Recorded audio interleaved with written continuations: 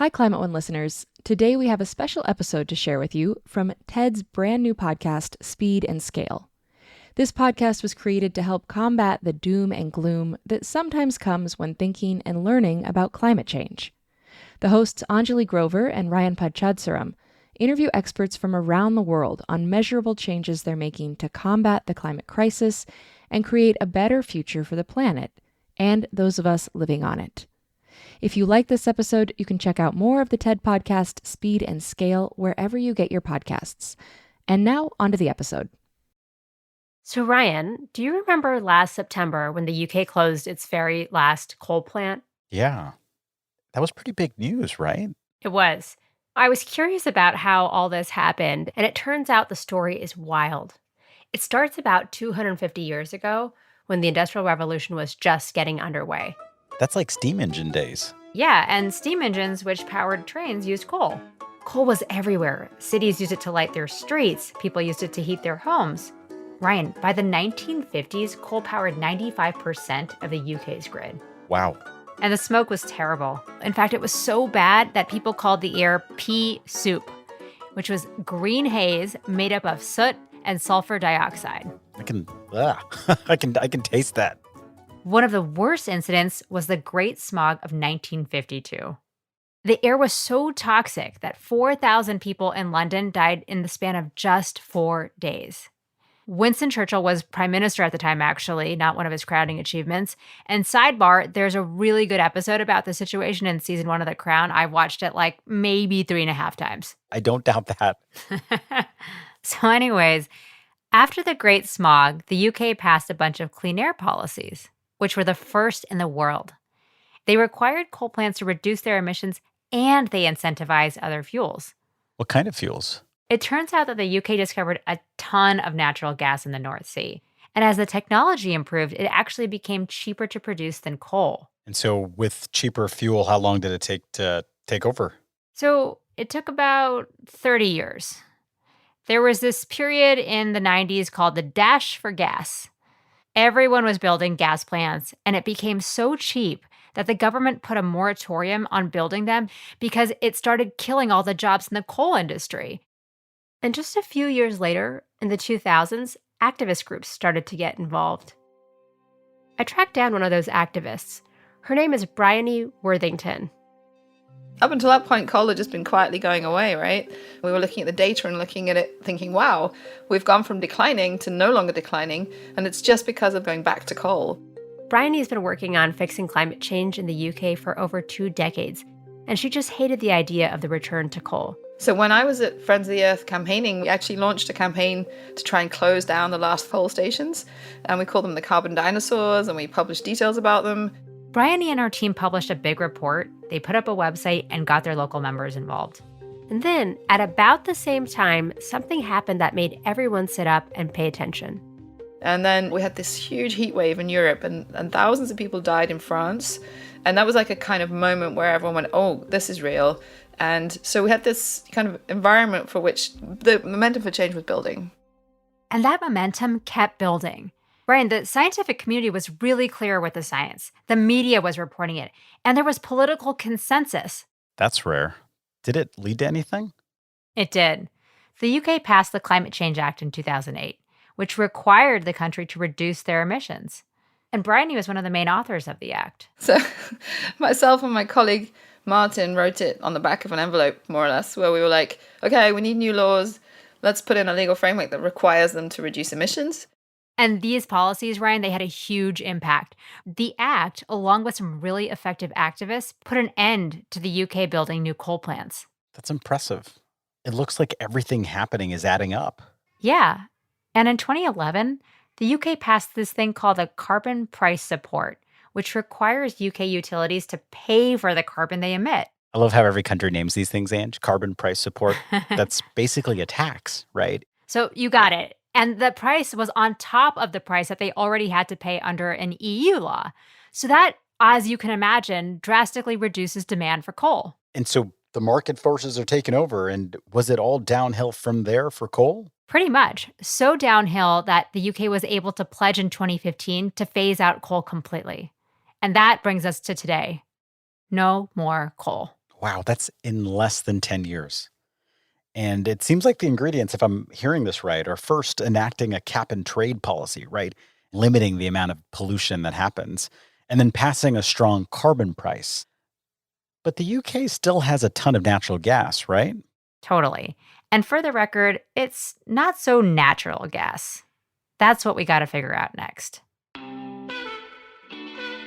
Hi, everyone. I'm Anjali Grover. And I'm Ryan Panchadsaram. Welcome to Speed and Scale, a podcast from TED. This is the show where we focus on the best strategies to tackle climate change. On today's episode, the UK figured out the playbook for getting rid of coal. But what's the playbook for phasing out natural gas? So to remind us, natural gas is a fossil fuel. It pollutes. We've got to get rid of it. But the tricky part is that the UK isn't replacing natural gas fast enough to meet its climate goals. Why aren't they moving fast enough? So there's actually two main reasons why things both in the UK and elsewhere aren't going fast enough. The first and the main reason is that renewable projects need to be connected to the grid. To do that, they all need permits, and that process takes way too long. The wait time for the majority of the projects in the UK lasts 5 years or longer. So what you're saying is we have a lot of wind and solar projects ready to go, but they're just not getting approved? Totally. And that actually leads me to the second problem. We need more ways to carry all of this electricity to us. And that means we need more transmission lines. But they're super expensive and they take way too long to build. Wow, this is frustrating. Basically, it's the infrastructure and the permitting that's holding us up. That's right.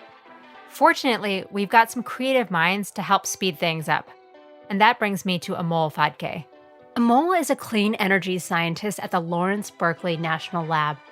He got his start in India. In fact, he helped kick Enron out of the country when it tried to mislead the government. He's been thinking a lot about how to speed up and scale up renewables. And he's come up with an audacious plan that involves some clever thinking. We'll hear from Amol after this quick break.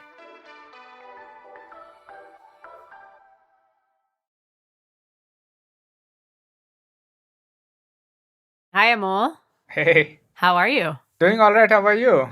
I'm good. Well, welcome to Speed and Scale, the podcast. Super excited to be here. So, Amol, in this episode, we're looking into really the fastest ways to draw down emissions from the power grid at scale. And when we started our own exploration on this topic, we zeroed in on the UK because of the amazing move that they had just made to close their last coal plant. And, really it feels poetic in a way. The birthplace of coal just shut down coal. What do you make of it? I think it's quite amazing. So I'm really delighted about it. The question that came up as we were looking at the example of the UK was, okay, great. We've shut down the most polluting form of energy that we use broadly today in that specific country. Now what happens? What do we need to do to become completely emissions free? And as you know, to get there, the UK plans to scale up their renewables roughly twice as fast as it phased out coal. And so I'm curious, do you think that the UK's plan is possible? This is what I think about all the time. I think it will depend on their ability to push clean electricity into the grid. So there are about 700 gigawatts of clean energy projects waiting to be connected in the UK grid. It's just that we have a huge choking point. Why is that the case? Why can't we connect it tomorrow? I think what happens is that if I connect new clean electricity to the grid, I need to expand the grid. And the grid are kind of bunch of transmission towers and wires. So if I were to kind of build new transmission lines, if you think about like a transmission line, if you're driving on a freeway, you will see a transmission line. It is going through so many land parcels, right? If I were to build a new line, I have to get permissions from all those landowners. That's just one small part of it. Also, because it kind of crisscrosses several environmental zones, I have to get all the environmental permits. So a typical time to build a new transmission line is no less than 10 years. So you're saying that we've got the clean energy, we've got these amazing projects. They are standing in a 10-year line. Yes. And I mean, that is, I think, the key focus of our research. Amol, we met and you were sharing your solution to this problem, that we can actually solve the choke point. Can you tell me what it is? I have two solutions. First solution is that we have all these transmission lines and we need more capacity on those lines to absorb the power, right? It turns out the wires we are using on those lines are about 100-year-old technology. So there is a limit on how much current you can shove through that line. But it turns out that there are several companies which have made these wires which have a carbon fiber core. So we said, hey, we could just rewire the grid with these better wires which can carry 2x the current so that you could get all this clean electricity integrated in the system. And what we showed is that the US could double its transmission capacity and meet over 80% of its transmission need to decarbonize its power grid by 2035. So you're saying that instead of building new transmission lines, we should just upgrade existing ones with wires that can carry twice the amount of electricity? I don't know what the catch is, Amol, because that sounds almost too good to be true. Yes, it sounds too good to be true.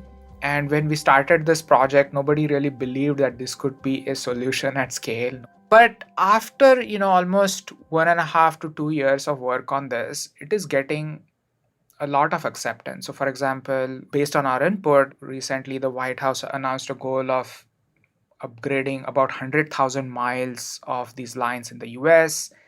So just to give you some sense of the numbers, that we have about 600,000 miles of transmission lines in the US using a 100-year-old technology. Guess how much we built last year? In 2023? I'm too scared to ask. 60 miles. We managed to build 60 miles of new transmission. Yeah, I think we can do better than that. I'd hope so. So you said you've got, my words, not yours, you've got a 2-course solution. So you've served the appetizer. We've got this way of upgrading our transmission lines. What's the other solution? It's even better. Because, so I am based in Berkeley, California, and there is a lot of kind of, charts being shown on LinkedIn or Twitter saying, look, during the daytime, now California is entirely running on solar. And then when the sun sets, the gas generators come back up again and the grid is running on gas. So then we started thinking, well, the gas plants have access to the grid. They're already connected to the grid. So if the gas plants are not operating during solar hours, why can't we just connect the new solar right there? Because they are not using their connection during solar hours. It's kind of an Airbnb idea for grid connection. Like if, I have an apartment, if I'm not using it, I can make money renting it to somebody. Let me see if I got this right. The gas plant's connection to the grid, that's a valuable piece of property. The solar farm needs access to the grid. So now the gas plant can rent out its property to the solar farm when it's not using it. Yes. So then we said, well, what would be the constraints of connecting all this amazing renewable electricity right at these coal and gas plants? So we started looking into this and we said, well, maybe there is not enough land around all these plants, right? But just looking at satellite imagery of power plants in California, a lot of those plants are middle of nowhere. So we thought maybe we should do a bit more systematic assessment of how much land and how much renewable is available for all the power plants around the country. So I have a colleague, his name is Umaid, and he actually classified every parcel of land around these plants and understood what is there. Is there a building? Is there a pond? Is there a farm? Can you actually build this? And what we found out was that about 80 to 90% of those power plants had 5x the renewable potential that could be connected at that interconnection point. 5x compared to what? Compared to the current capacity of the plant. Wow. And that was quite stunning. And Yep. we found we could connect up to 1,000 gigawatts. So that's like $1 trillion worth of clean electricity at existing power plants. Wait a minute. 1,000 gigawatts? That's basically equivalent to current capacity. The entire US grid generates about 1,200 gigawatts, except this would all come from renewables. I'm thinking about this metaphor. I'm natural gas plant. I've got access to the power source and I've got a plug. And you're saying actually, you're the renewable energy source, you're solar, and I can lend you the power cords that you can plug into the power source, and we can both generate much more clean energy that way, about 5x more so, and it's economic for me to do so. Yes. I think the basic idea is the same, right? And I'm saying that, hey, you are not using that plug. So when you're not using that plug, can I use it? And I will actually pay you. So the gas plant wins. The solar developer also wins because otherwise they have to wait for 5 years. Right. So this is my cut in line option. Yes. I get to go first as solar. Yeah, and I can pay the gas plant for cutting the line. And so, how do the economics work? And how does this actually affect all of us, the people who have to pay our bills for electricity? When I run a gas plant, I have to buy fuel from somewhere and I incur some cost because I'm buying fuel from the fuel source, right? Got it. Now the costs of renewables have dropped so much that the total cost of the local renewable is actually lower than I buying the fuel and running my plant. So the gas plant wins, the solar plant wins. And the consumers win. Tell me about that. How do the consumers win? So, a couple of things, right? So, the consumers win because the more low cost electricity you are able to feed the grid, better the consumers are. And we are at a situation where the renewable electricity has become so cheap that adding more of it will lower bills for everybody. So that's factor number one. Factor number two is that it is leveraging existing infrastructure. So that plug that I have, earlier the gas plant was only using it, say, for 5 hours a day during, say, some night time. Now that plug is being used for many hours. So I'm getting better use of my existing infrastructure, and that lowers cost for consumers.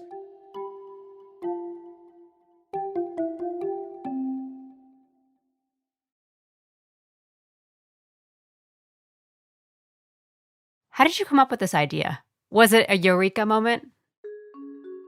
The couple of eureka moments I would say is that, so I was working on this a lot in the pandemic, and when the pandemic started, we started working from home, both me and my wife, and we were trying to figure out how we are going to make this work because we needed more space. But in Berkeley, to build anything new or even getting a bigger house is very, very difficult. It takes a long time, it takes a lot of money. So we built a small room in our backyard which fitted within the existing footprint, so that we are out of each other's hair, but we are sharing the same house still. It was a happy solution. And that got me thinking, we are using the same footprint to kind of bypass the permitting in Berkeley, and we have a similar problem that we cannot expand infrastructure because of the long time required for permitting. Can we do something similar? Can we get a bit more out of our existing infrastructure? Can the existing power plants share their access to new renewables? Yeah, they say constraint breeds creativity. So I feel like this is the perfect example of that. So you found this solution from your own lived experience, and now you've got this great idea on your hands. Tell me, where are we in the development of this idea? Is it happening in real life yet? We just finished the work on it. There are a few energy companies who are just buying up gas power plants so that they could build renewables around them. Wow. So this is not like just an idea in my head. And they didn't get this idea because of me. They are just doing it in parallel. But it just gives some validation, is that there are actual investors and power plant owners who are deploying at least a few $1 billion to do it. And I asked them, hey, if you guys are doing it, how come all the gas plant owners and others are not doing it? And they jokingly said, well, please don't tell them. So certainly the first movers will make some money in this for sure, if the policy barriers are addressed by letting others share the power card.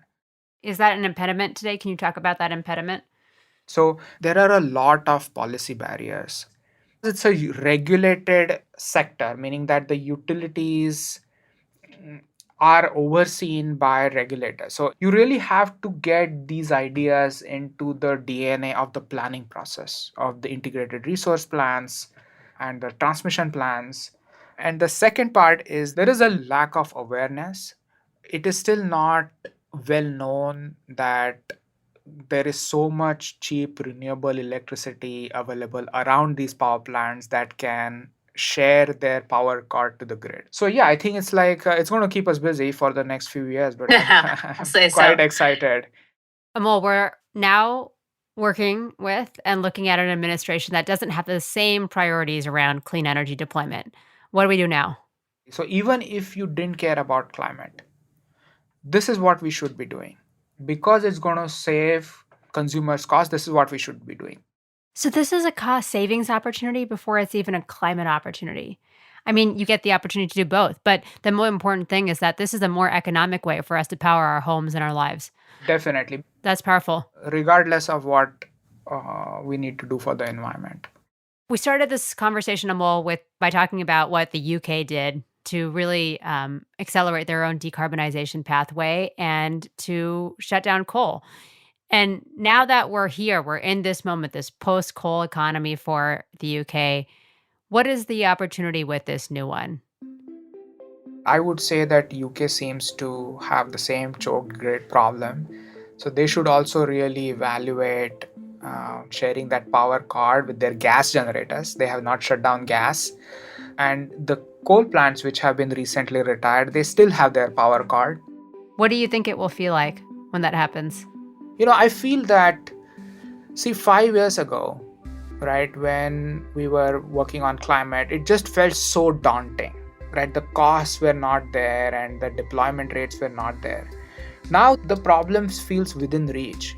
This year we will deploy more than 500 gigawatts of solar. We are deploying massive amounts of clean electricity. And the costs have come down.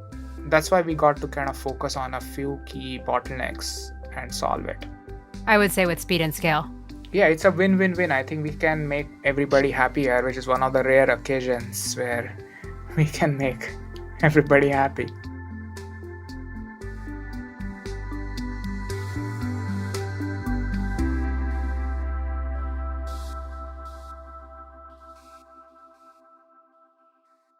Okay, Anj, can you explain what Amol shared with you? Amol's strategy, Ryan, is to basically repurpose what we already have. It's the ultimate reduce, reuse, and recycle. You're using the same connection points that power dirty plants to power clean energy projects that are right next to them. I don't think I've ever thought about what happens around a natural gas plant. So you're saying that they can just share the same plug into the grid? Is there enough space to build renewables around them? Not only is there space, the best thing about it is that it makes so much more sense financially. Bill payers like you and I would actually benefit from this approach. Oh, why is that? Because we don't have to build new transmission lines. And Ryan, those lines, they cost at minimum $1 million a mile. And if we put more renewables on our grid, they cost less than natural gas. So it's going to be cheaper for everyone. So there's enough space, it's cheap, and we don't have to build thousands of transmission lines. What is it going to take to see this at scale? Yeah, so Amol's plan is great except for a few little snags. In some places, like in the northeast of the United States, gas plants aren't allowed to share their connection to the grid today. And where states are allowed to share their connection points, there are often limitations on how long they can do so. That feels like a problem. But here's the thing. It's actually far less red tape and far less dollars spent than on brand new projects that would require all new infrastructure and all new transmission lines. Okay, I like it. It sounds easier. So how do we tackle this? How do we make this speed up, scale up? I did some research, and there's a few things that we can do to really bring speed and scale to the plan. So, for example, the first thing that we can do is that the Federal Energy Regulatory Commission needs to prioritize interconnection for projects that are cheaper, which would allow these kinds of solar projects near gas plants to get online faster. They also have tools at their disposal like fast-tracking new energy projects where other plants are closing down. So that's how we do it in the United States, but what about the United Kingdom? Solutions like these will help the UK do what they did with coal. Replace one dirty energy source with a cheaper, abundant, and cleaner one. And it will help it do it faster. You know, Ryan, it took roughly 20 years to phase out coal. The UK has less than half that amount of time if they are going to meet their goals to phase out natural gas. They and the rest of us need to get in the mindset of reusing what we already have.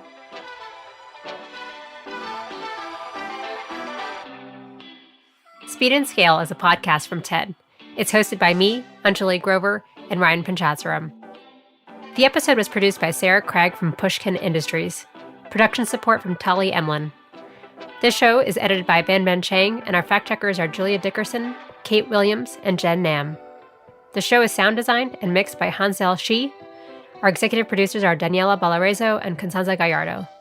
Special thanks to Jonathan Mallow and Roxanne Highlash.